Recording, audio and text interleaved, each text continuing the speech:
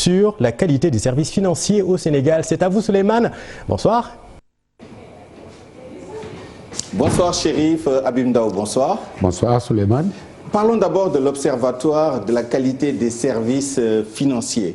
Pour les Sénégalais et les usagers en général qui ne vous connaissent pas, quel est l'objet de cet observatoire? Quelle est votre mission? Qu'est-ce que vous faites pour les usagers? L'Observatoire a été créé en 2009 pour veiller à la qualité des services financiers, à la transparence du jeu de la concurrence entre les opérateurs économiques et les opérateurs financiers plus précisément, c'est-à-dire les banques, les compagnies d'assurance et les SFD. Sa mission était de veiller... Les SFD sont les institutions de microfinance. De microfinance. Donc la mission principale, c'était une promotion de l'inclusion financière. Qui dit inclusion financière, c'est que tous les adultes qui brassent des milliards en dehors du système, on les pousse à intégrer le système financier. Il y va de l'intérêt de tout le monde. Il y va de la baisse de la tarification des services. Il y va du financement de l'économie, du taux de l'économie, parce que vous savez, un pays a trois volets pour financer son économie, soit par les recettes, soit par l'endettement, ou bien le taux de financement de l'économie par les banques. Et aussi qu'il y ait un réflexe, une culture, ce qu'on appelle une inclusion assurantielle qui permet aux Sénégalais d'avoir un réflexe d'aller s'assurer. C'est autant de phénomènes qui font que la mission de l'Observatoire est centrée dans un programme d'éducation financière des masses, d'être l'interface entre les opérateurs financiers et les clients, les usagers, et plus particulièrement aussi la population, inciter les populations à faire confiance aux banques, à faire confiance aux compagnies d'assurance. Mais à la faveur de la financiarisation de l'économie, oui, on note la montée en puissance des marchés financiers, la bourse régionale des valeurs mobilières, notamment en Afrique de l'Ouest. Est-ce à dire que vous ne vous occupez pas de ce segment de l'économie? Nous avons étendu juste au niveau des émetteurs de monnaie électronique et ensuite à la bourse pour développer ce qu'on appelle la promotion d'une culture boursière. L'Observatoire est en train donc d'intervenir dans tous les segments liés au secteur financier en vue de vulgariser la culture financière, lutter contre l'analphabétisme financier, l'illettrisme financier et en assurant un dispositif de médiation pour tous les litiges qui peuvent naître dans les relations commerciales entre les clients, entre les usagers des services financiers et les opérateurs financiers. Ah ben justement, l'association des clients et sociétaires des institutions financières, de microfinance notamment, a évoqué récemment l'immixtion un peu intempestive des forces de police, de gendarmerie dans ces litiges entre les banques, les institutions financières et leurs clients. Ils ont même porté plainte. Est-ce que vous avez été saisi de ce problème et qu'est-ce que vous faites? Nous avons été saisis justement d'une immixtion de des forces de l'ordre dans le recouvrement des créances. Qui sont des questions purement civiles, hein? Oui, ça ne relève pas du pénal. Tout à fait. Et nous avons pris le taureau par les cornes, nous avons interrogé les différentes institutions de microfinance, pas les banques, qui font cela, et nous avons prévu une réunion la semaine prochaine d'harmonisation. Parce qu'en fait, avant cela, il y avait ce qu'on appelait un recouvrement par humiliation. C'est-à-dire qu'on amenait plus d'une dizaine de dames. On harcèle le client. Ouais. Exactement. Cela fait partie des résultats de l'enquête de satisfaction des usagers des services bancaires. Et c'est ressorti à partir de cette enquête. Et ces enquêtes nous permettent d'améliorer l'environnement des affaires, l'environnement, les relations clients. Banque. Cette enquête a été publiée en 2017, si je ne m'abuse. Exactement. Depuis lors, comment la situation a-t-elle évolué? Quel est l'état des lieux aujourd'hui? Alors, ce que nous avons fait, après avoir enquêté, nous avons remis aux banques individuellement leur position par rapport au marché. Les réprimandes des clients avec un certain nombre de typologies de complaintes des clients vis-à-vis d'une banque donnée. Nous avons transmis à l'autorité, notre autorité de tutelle, le ministère de l'économie et des finances de l'époque, maintenant qui est devenu... Oui, il y a eu un éclatement, exactement.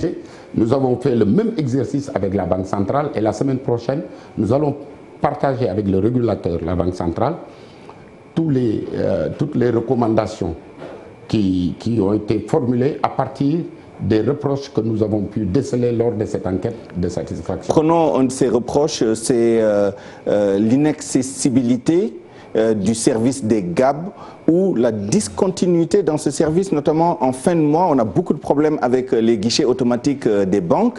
Comment travaillez-vous sur ce sujet-là? Quelles sont les mesures? C'est surtout la tarification des services. Oui, évidemment. Oui. Ensuite, il y a ce problème de GAP, ce problème technique de GAP. Et certaines banques ont externalisé, ont sous-traité les GAP avec des entreprises privées qui n'ont que ça à faire. Ce qui fait qu'il y aura de moins en moins de problèmes vis-à-vis des GAP, de problèmes de disponibilité de fonds, de disponibilité de la connexion Internet, et puis les rushs en fin de mois. Je vais vous expliquer. Dans cette volonté de vouloir de favoriser l'inclusion financière, une banque de la place a pris les étudiants. Donc, et 900 ASP, ça a été une bonne chose. C'est un nombre important, ce qui fait qu'à certains GAP, ils sont obligés de faire la queue. Mais tout cela, on essaie de trouver une formule beaucoup plus digitalisée pour éviter un rush dans les GAP, surtout en période de fête. Parce qu'après, il y aura des problèmes de disponibilité de fonds. L'ensemble de ces problématiques qui ont été perçues lors de l'enquête, nous avons fait des recommandations fermes, aussi bien aux banques qu'aux régulateurs. Et c'est valable aussi, nous avons fait une enquête de satisfaction des usagers des services financiers. Parce que c'est des goulots d'étranglement qui ne favorisent pas l'inclusion financière, qui découragent les populations à aller déposer leur argent dans les banques. Vous évoquiez tout à l'heure la question de la tarification.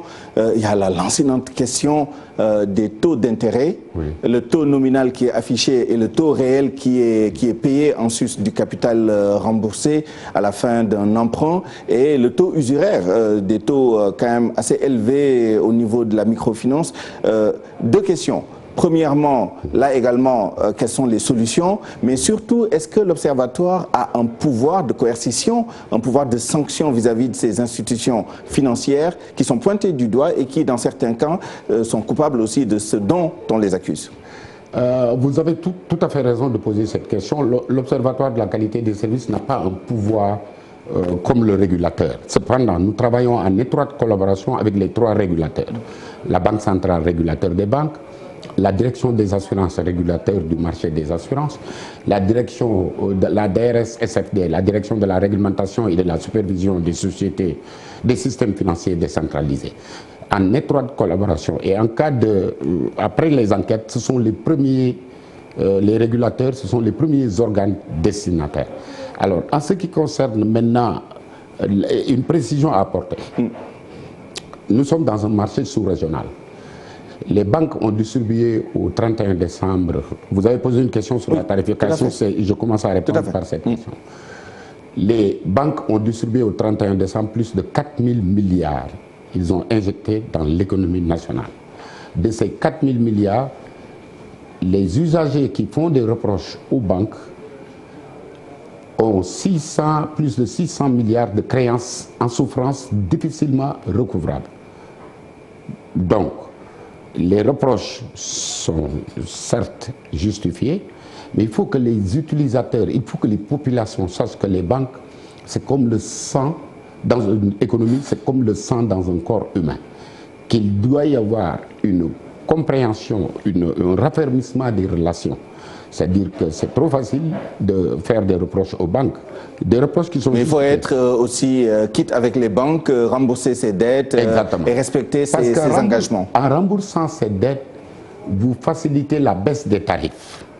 Absolument. J'entends bien ce plaidoyer.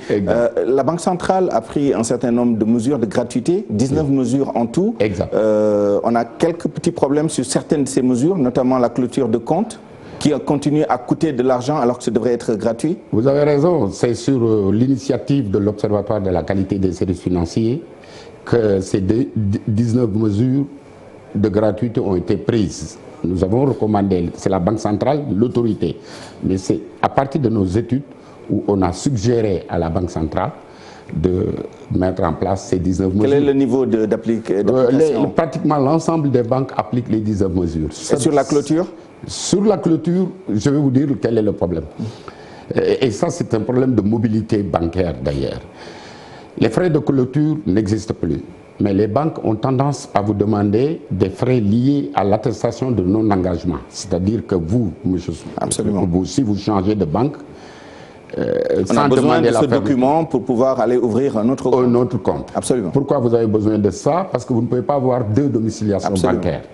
Alors, ce qui fait que cette domiciliation, les banques contournent l'absence de frais de clôture en demandant plus pour l'établissement d'une demande de crédit, d'une attestation d'engagement ou de non-engagement. Et récemment, vous avez demandé que l'assiette de gratuité soit élargie, notamment à l'attestation. Absolument. Et on est en train de trouver des voies et moyens. Je ne vais pas révéler ça parce que j'attends que l'autorité révèle. Ah ben c'est le moment ou jamais. Hein. Non, essentiellement pour les fonctionnaires, nous sommes en train de trouver une alternative à cette contrainte qui pèse particulièrement sur les fonctionnaires de l'État. Mais très rapidement, on va parler quand même de macroéconomie. Quelle est la situation de l'économie aujourd'hui au Sénégal? Les grands agrégats sont au vert, croissance saine et durable, inflation contenue, déficit budgétaire dans les critères de convergence de l'UEMOA. Qu'est-ce qu'on peut dire d'autre? Qu'est-ce qui ne va pas? Pour la loi de finances 2019, c'est clair, on est à 4 072 milliards, d'accord? Et ces 4 072 milliards, nous avons eu ça dans une période de croissance à 7%. Pour mieux comprendre la situation actuelle, l'embellissement de nos agrégats, il faut remonter à 2012 quand on prenait une machine délabrée. Nous avons pu mettre une croissance en action, cette croissance accompagnée d'une maîtrise du déficit budgétaire, de l'inflation. Le déficit est à 3,5, il était à 3 d'ailleurs, mais on va vers 3,5. Ah, il se creuse à nouveau.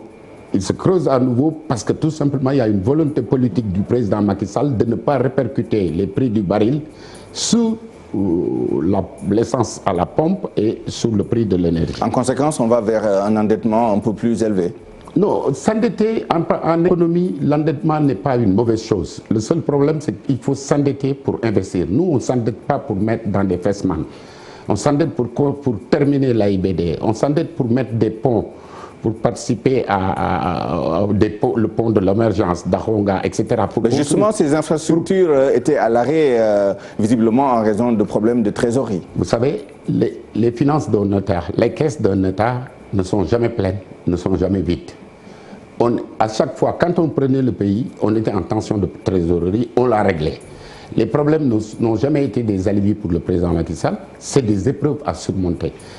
Il doit y avoir dans un pays avec une croissance continue, soutenue, inflation maîtrisée, déficit budgétaire dans les limites des critères de convergence, une dette viable et liquide. Si vous avez tous ces agrégats en place, quelles que soient les difficultés, vous pouvez s'en sortir. Nous avons établi le budget de 2019 sur la base de $60 le baril.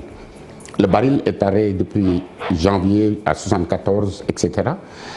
Et malgré cela, en ce moment, à ce jour, pendant qu'on parle, le baril est à $60, le Brent. Mais prions pour que ça baisse, parce que ça creuse le déficit. Et pourtant, le président Macky Sall ne veut rien comprendre. Il veut que les citoyens sénégalais profitent de cette croissance parce qu'il pense à une croissance inclusive. Une réponse très très courte, oui ou non. Est-ce que l'instrument de soutien de la politique économique signé avec le FMI qui arrive à expiration au 30 juin sera reconduit ou pas? Sera reconduit parce que tout simplement l'instrument de soutien à la politique économique, c'est une facilité qu'offre le Fonds monétaire pour les pays à faible revenu. Et cela nous permet d'avoir une certaine signalisation, un aval des bailleurs de fonds. Et un accès au marché financier. Tout à fait. Encore une fois, je suis rassuré. Merci M. Ndao d'avoir répondu à notre invitation. Mesdames, Messieurs, merci d'avoir écouté cet entretien. Les programmes continuent sur la TFM.